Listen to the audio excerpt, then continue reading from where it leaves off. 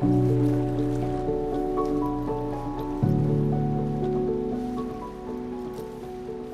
Greenland, insect life is not very prolific and varied, but on the other hand, the fish are rarely selective.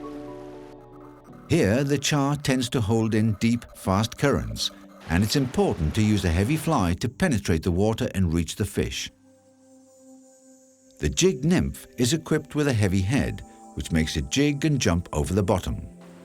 This type of nymph is very effective for migrating char.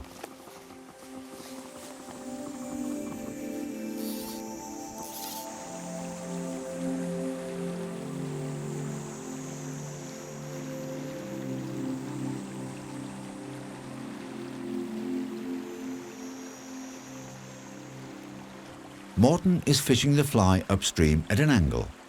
By fishing upstream, the current helps drag the fly down.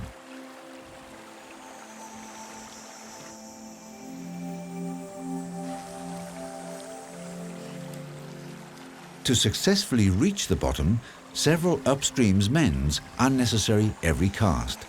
Otherwise, the current would simply pull the fly up again.